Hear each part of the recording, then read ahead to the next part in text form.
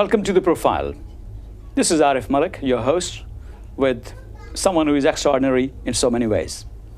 As you may know, that in Profile we do invite those high achievers from different fields, from politics, from social entrepreneurship, writers, authors, leaders, those in fact who are a success story in their own particular field, and those who are inspiration in so many ways.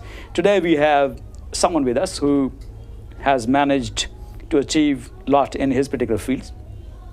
He managed to become the first ever Muslim and Pakistani member of European Parliament.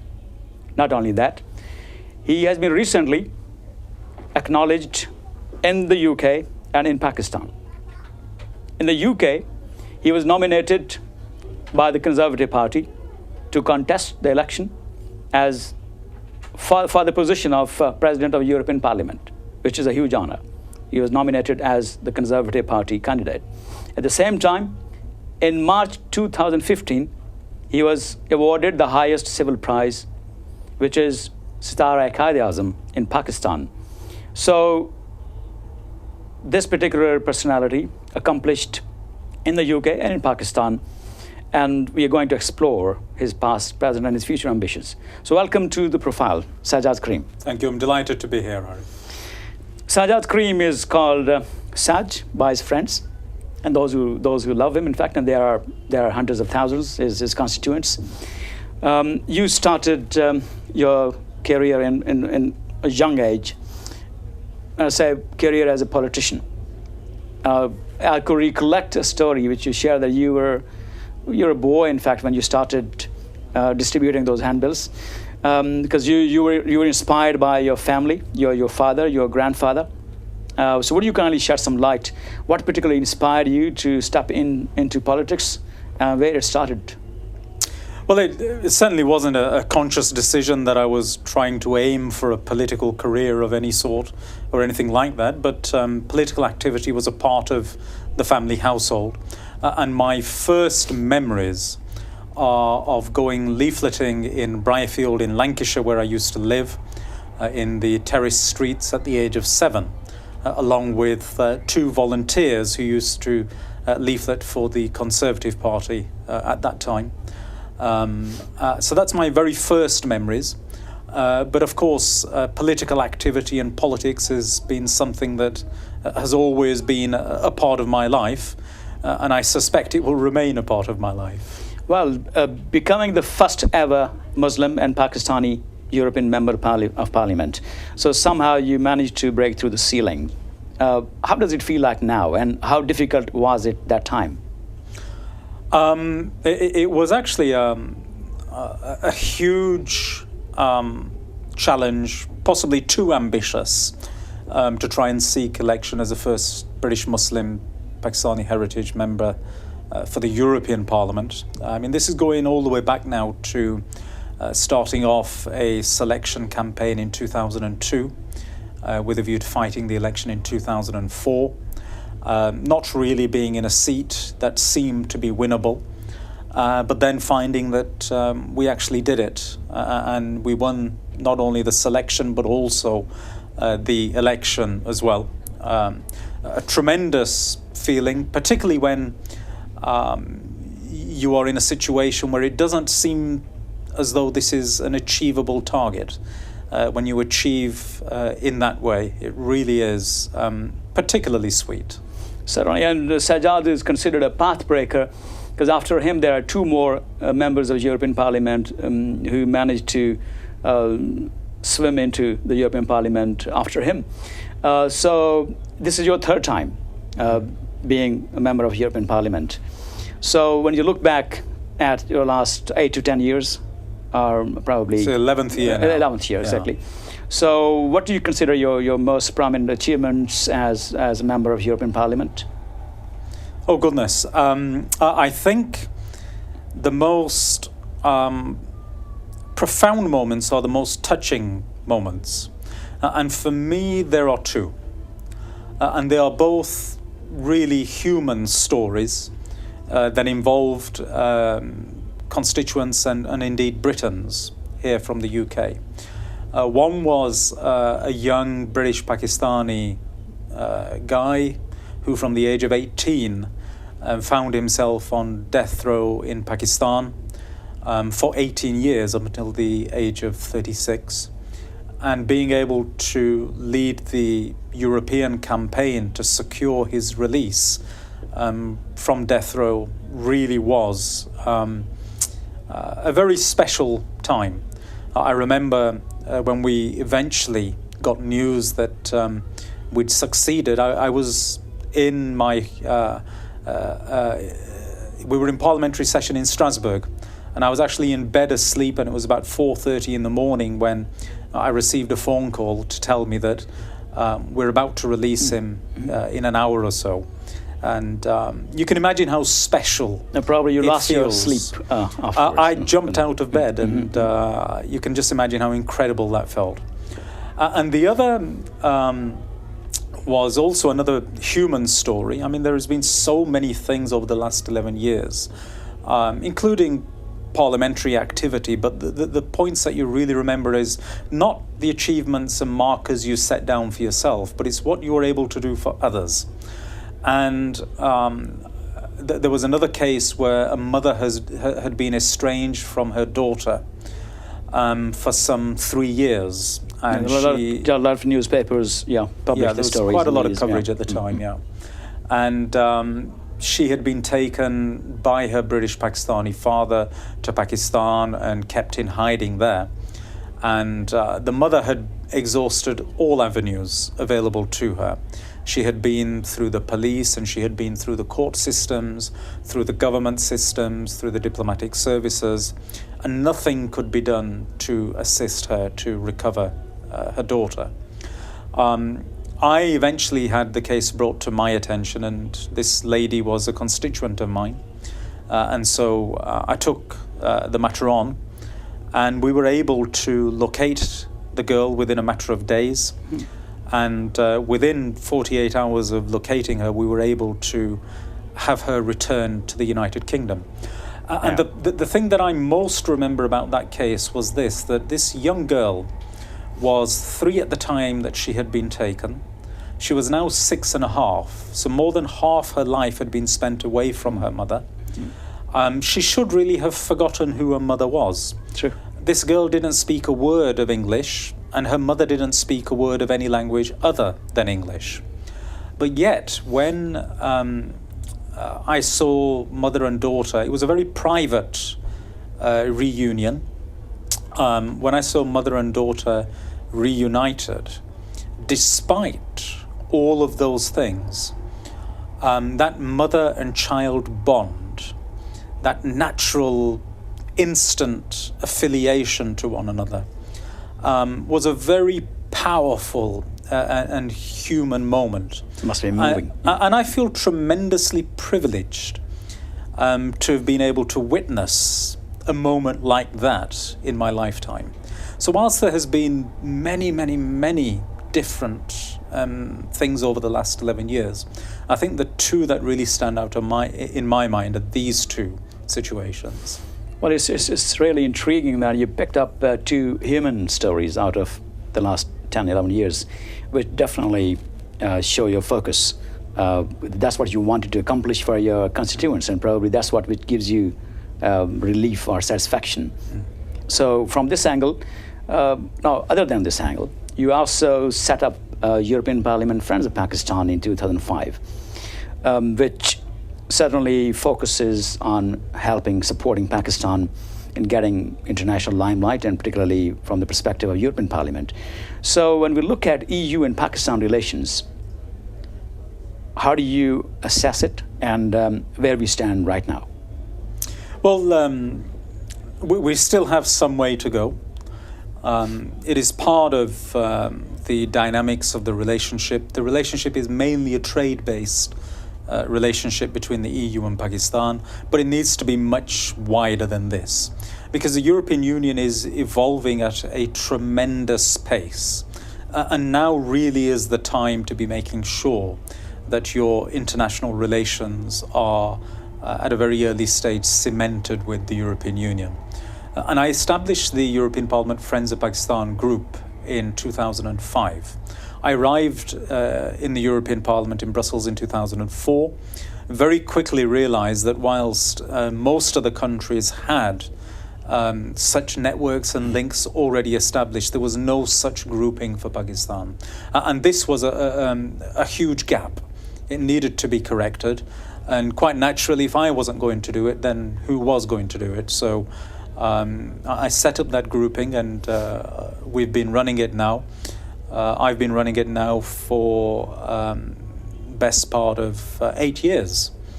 But unfortunately, it hasn't been institutionalized.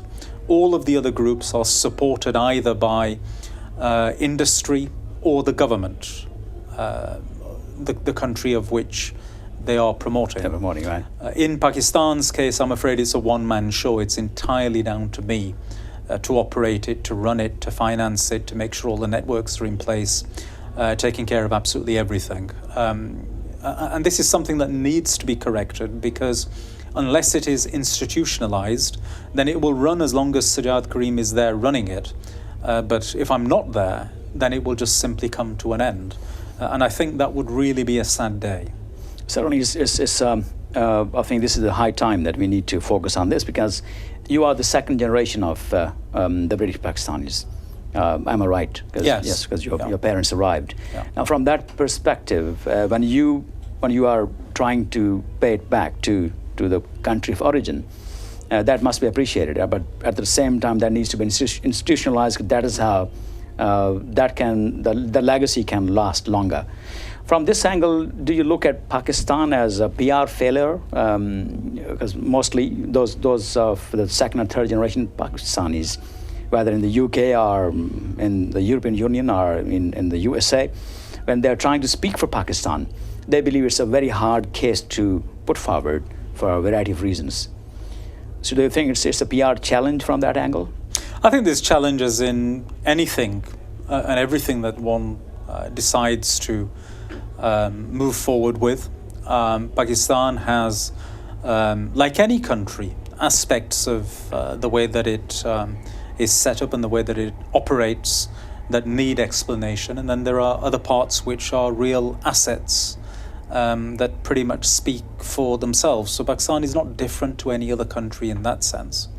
But of course, for any population that is so closely linked to Pakistan, they deeply value that relationship. They deeply care about Pakistan.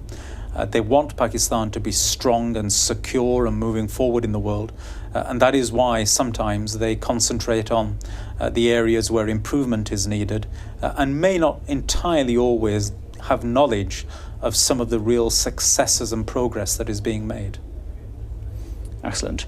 Now, as the second generation of British Pakistanis, when you look at the third and fourth generation Y and Z, how do you look at them affiliated or attached with Pakistan, and as far as their participation and engagement with the local politics is concerned? Because you have been the pathbreaker because you've been the first one. When you look at those people who are going to replace you in the next 10, 20, 30 years, how do you comment on this particular phenomena? Well, I think those people should be global citizens. They should be people who have an outreach that really does span the entirety of the globe. Mm-hmm. And of course, as British citizens or as British Pakistanis, that is their identification, and that should be the bedrock from where they build. And look, Arif, what I say to young people is this, that when it comes to your relations with Pakistan is in a very interesting part of the world.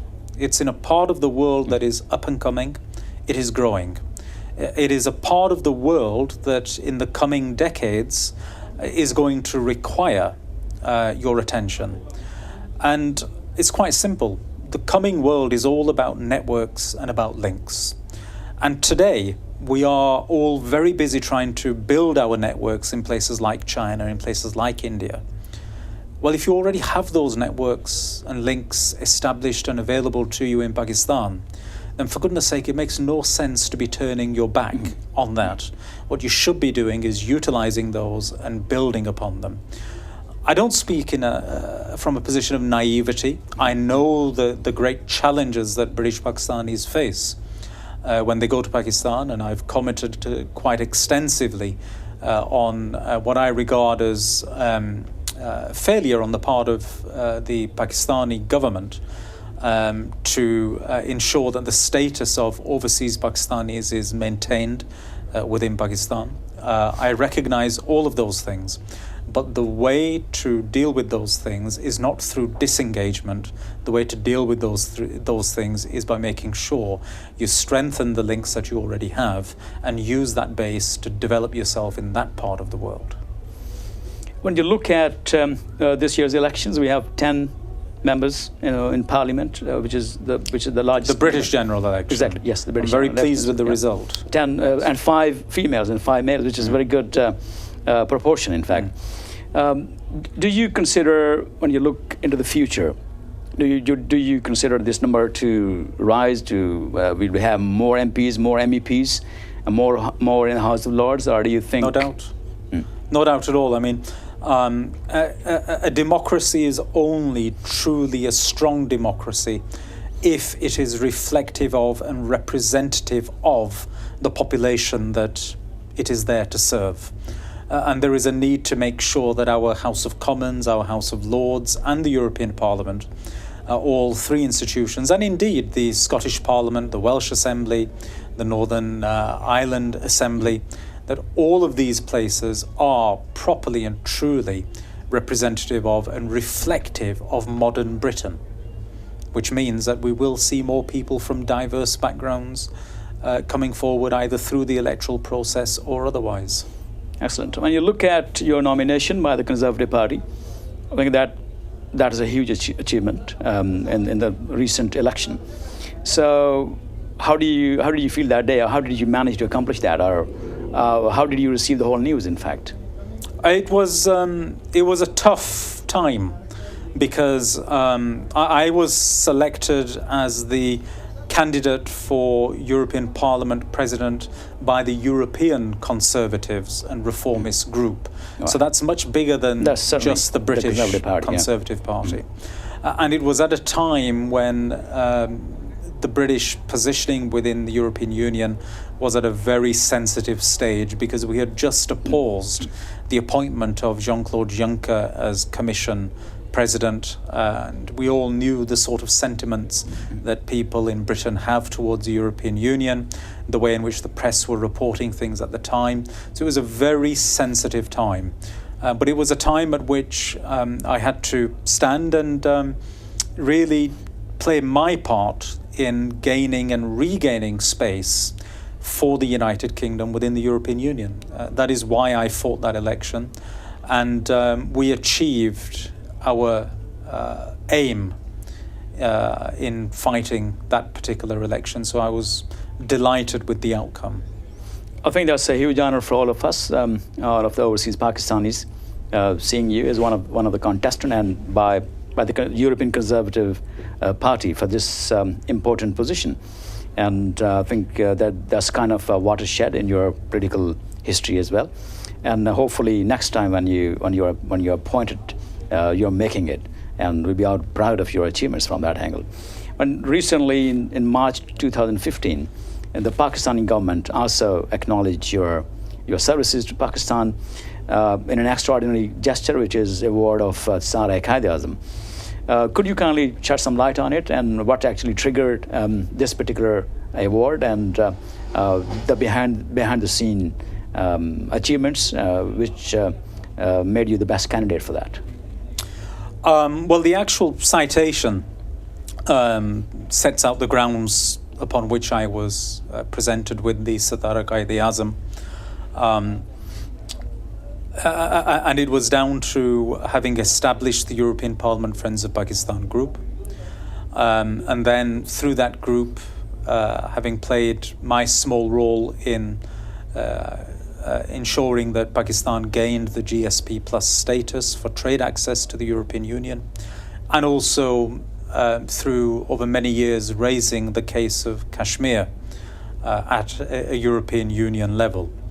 But the whole thing came as an absolute shock and surprise to me.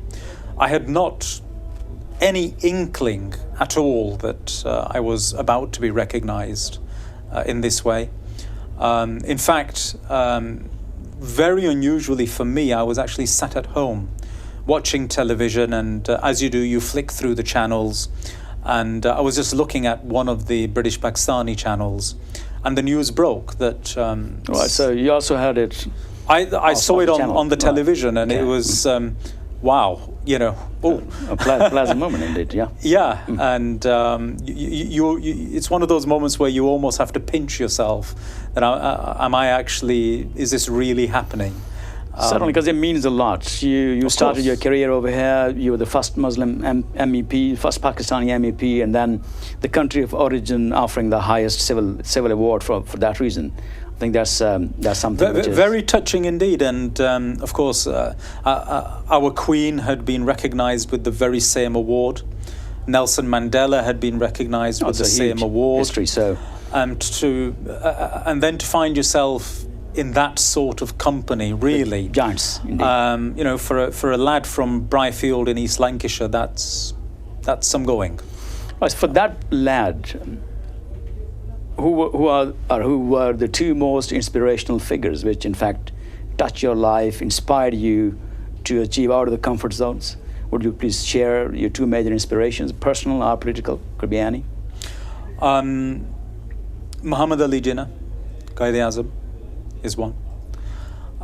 Mainly, above all else, what appeals to me about him is his principled stance on everything, and never wavering from that, come what may.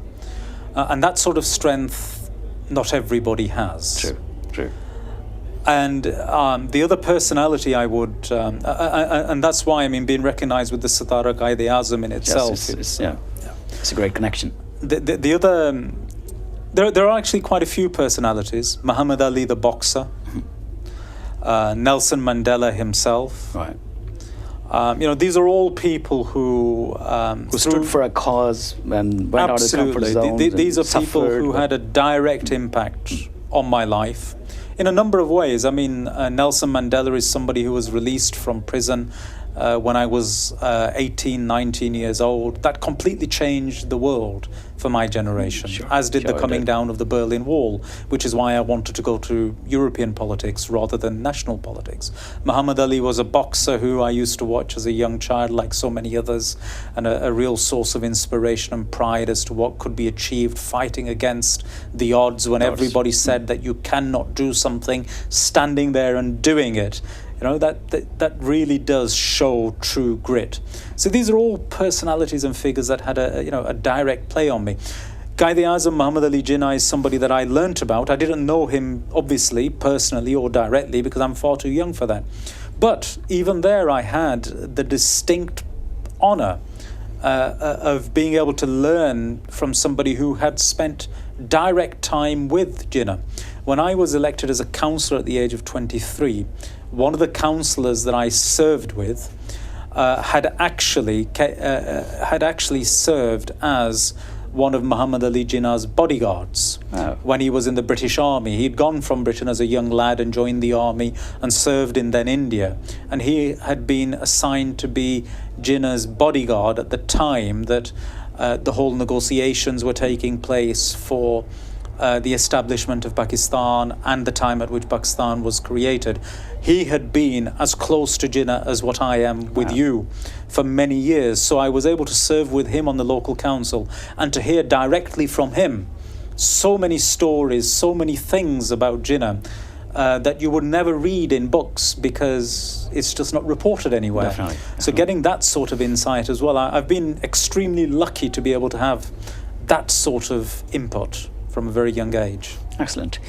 When you mentioned Nelson Mandela and Jinnah and then Muhammad Ali, while looking at your personal life, could you recount one particular moment when you showed similar resolve or grit when you had to turn the tide or fight against? Or there could be several moments, but one critical moment in your life when you really stepped outside the comfort zone and stood the storm?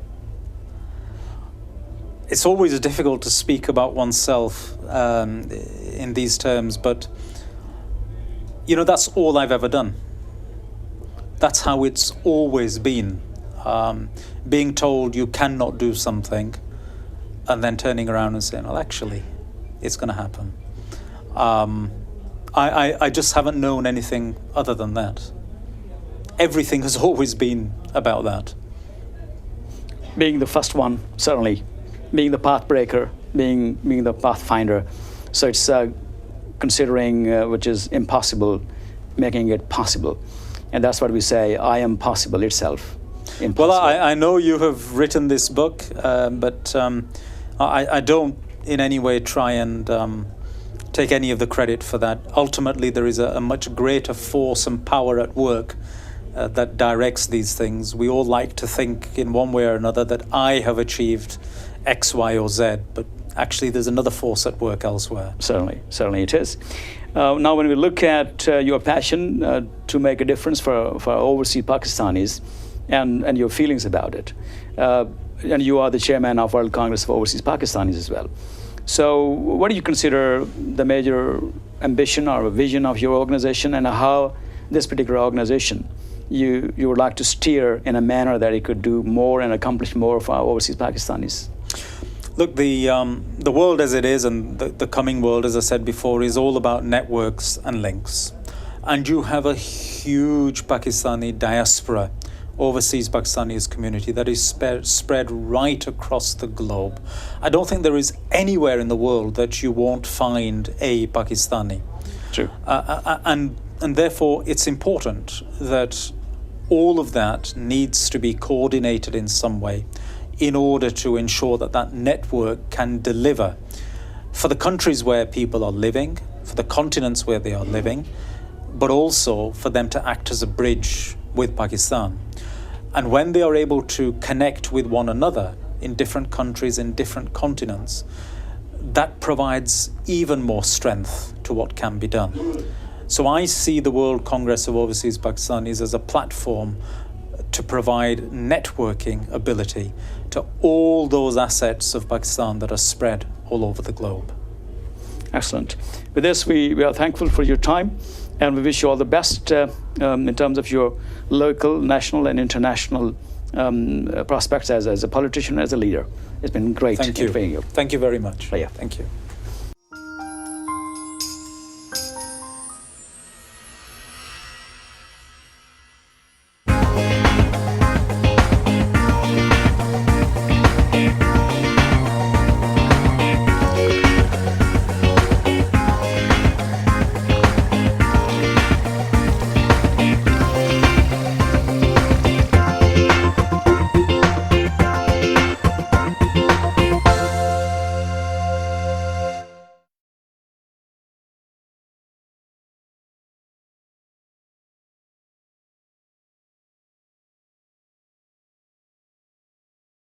I am possible, and the time is now.